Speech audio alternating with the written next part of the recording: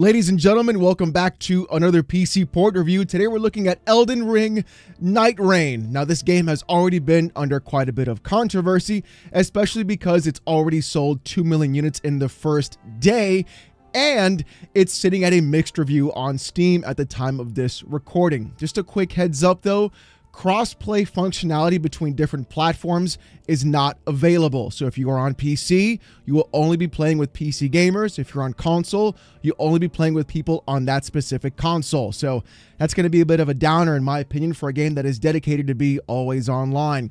One of the quick things though when we go into this actual game is cutscenes are locked to 30 FPS, which is in fact kind of weird and also a problem.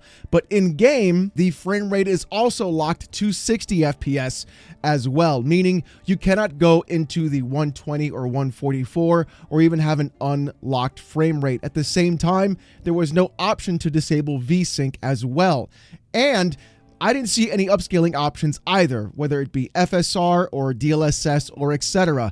This is an incredibly bare bones port, providing almost nothing in terms of actual usage or customization for the actual player, and really doesn't provide a good enough reason to go ahead and try to give them $40 especially. Now, in terms of performance though, things aren't as bad as they would tend to be with a port like this, honestly. When we're looking at CPU utilization, we are seeing all cores and threads on a 7700X sit around the 40% to 50% mark at any time in the main game. At the same time though, VRAM allocated is at 7.2 gigs. VRAM dedicated is at 3.4. I'm playing this on the highest settings on a 7900 XT, and things are looking pretty good. So even if you're on an 8 GB card, you should be perfectly fine, as long as you also just give yourself a little bit of a buffer window for texture resolution and things along that nature. In terms of actual RAM, we're sitting at 24 gigs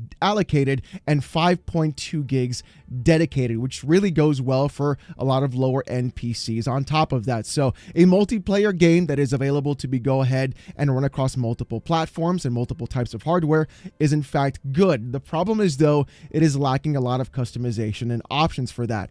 The frame time graph isn't too bad either. As we're seeing, we don't have many spikes every now and then, and things aren't as bad as other games. Stuttering isn't a huge factor directly, and we only get a spike every so often. You can see that with Intel Presentmon on the top right hand side, where the 99% average frame rate and the 1% lows aren't as close as they should be, but of course it doesn't feel incredibly bad to play on that end, especially with a controller. And that's going to be another part of this as well. Mouse and keyboard controls really don't feel right, and you can feel a lot of the micro stutters as you're moving the camera while you're playing the game. And you can see those micro stutters with Intel Presentmon, as the 1% line and the 99% line are not as close as they need to be, and you can feel that every now and then. So if you're hypersensitive to micro stutters, you may experience that as well. And just the way the mouse controls specifically doesn't feel good either. It kind of like locks you in, and it's not really sensitive enough personally in terms of what we're seeing here. Now, in terms of the GPU busy line to determine whether or not we have a CPU bottleneck, it's a little bit different, mostly because it's locked to 16.6 milliseconds, and that's going to go ahead and determine the fact that we are sitting at a 60 FPS lock. So you could have a CPU bottleneck depending upon what kind of CPU you in fact have. We're going to see more of that later on with the Steam Deck version as well, where we're seeing an APU do all the heavy lifting directly. But at the same time though, I think if you have a lower piece of hardware, anything equivalent to a 5600 for AMD, you should be just fine playing this game directly. I really feel like a lot of things are missing in this port. Things like DLSS, FSR, XeSS, any sort of ability to unlock the frame rate and get a better experience overall. There are some stutters here and there, and things don't really plan out the way they should. And really, it just kind of feels really awkward to play.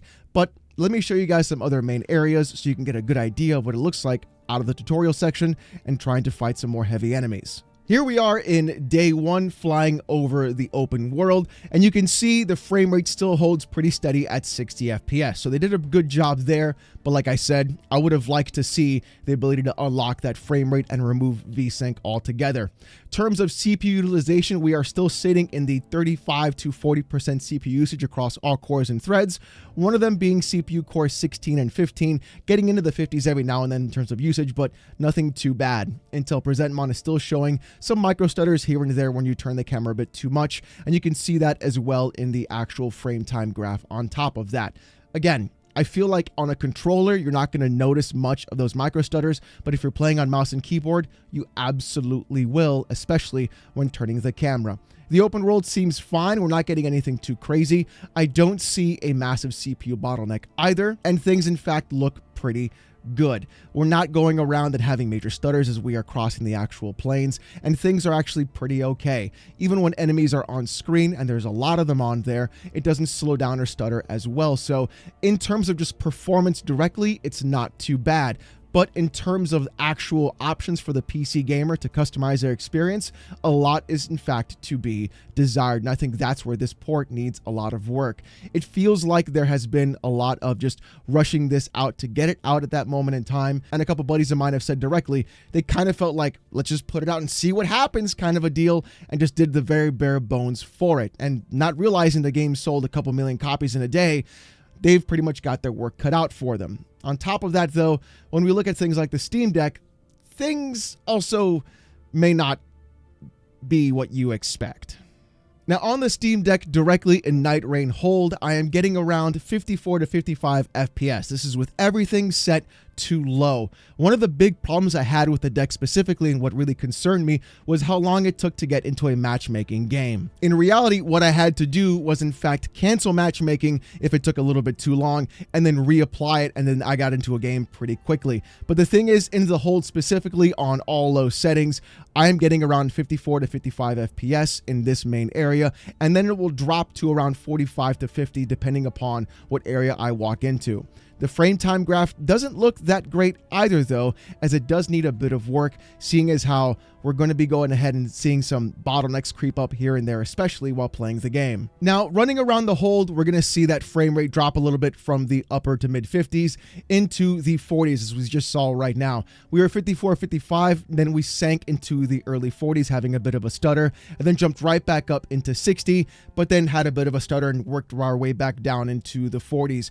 I think right now this is where we're seeing the actual CPU bottleneck happen, and we're seeing a lot of frame time graphs and stutters happen directly while you're playing the game with this kind of hardware. Even though it scales incredibly well in terms of higher end things like a 7900 XT or 7700X for a CPU, in terms of playing it on the deck directly, I don't really recommend it in terms of trying to hit 60 FPS. I think a 40 FPS lock would be a much better experience overall, and of course it does look a little bit grainy and muddled simply because of the fact that we are running it through an Elgato capture card and then playing it here directly from 720p resolution. Now, in the open world, we're seeing a little bit of a difference, a lot of shimmering and flickering in terms of visuals, and on top of that, the stutters have become quite more apparent than we were experiencing before, signifying to me that there is in fact a bottleneck, not on the GPU side, but on the CPU side directly, even though this is an APU. You can see the frame time graph on the left-hand side start to have more peaks and valleys than we would actually like, and the frame rate beginning to jump every now and then. You can visually see the stutter as we're getting into new areas as it's being loaded as well. We're getting around 38 to 41 FPS, and that's where you're going to be seeing the majority of your frame rate, even in the open world and with enemies all around you. It turns out that, sure, this is not a bad port overall, but there needs a lot to be desired, especially for lower end pieces of hardware. So if your only way to play this game is on the Steam Deck, it's not going to be a horrible experience, but it could definitely be a lot more to be desired. Now, inside in some more internal areas where things are more closed off and you're not in an open world, the frame rate still tends to be a little bit more steady. So we're still getting 36, 37 with a lot of particle effects happening on screen and more enemies to display and things along that nature. There are some visual anomalies though, as you can see with a lot of the reflections of the light shimmering through a lot of the rafts in the ceiling. You'll see that in a moment as well, but we're still holding pretty steady at 38 to 39. On a battery powered device, it's not too bad, but as you can see there on that wall, things don't look great overall, and there could be a lot more to be desired, especially with a very inconsistent frame rate. And honestly, I really feel like this game needs a lot more polish. I can see exactly why it has a mixed rating on Steam, and really, it could do a bit more. I wish they would have delayed it and actually put it out correctly, or given it more options for PC gamers or lower end PC pieces of hardware, but the game runs fine. I mean, I've seen a lot worse ports recently as well, but having a 60 FPS lock, having a lot of micro stutters, or even a lot of CPU locks as well during the actual gameplay on lower end pieces of hardware or in specific APUs doesn't make things feel good at all. Not having DLSS or FSR or Intel XeSS or the ability to truly customize what's going on visually is also a problem as well. I think with some patches and things moving forward, adding voice chat while playing in the game, or even another way of communicating and crossplay would be a better overall experience, and even then, having some better optimization would make the experience better overall. Again, not a great port, not a horrible port, it's like right in the middle, like a C, basically exactly where it's sitting on the Steam charts, just kind of mixed over everything. I really feel like this could have been a lot better. It's a better experience from what Elden Ring was when it first launched, but there's still some major caveats to work with. Either way, let me know what you guys are experiencing in the comment sections down below.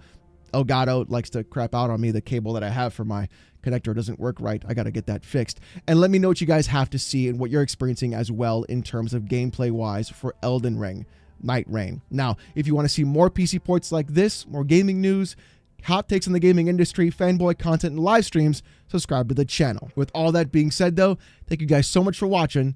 Hope you have a great one, and I'll see you next time. I have to get a new HDMI to USB-C outlet. This is very unprofessional. Thanks for watching, y'all. Peace!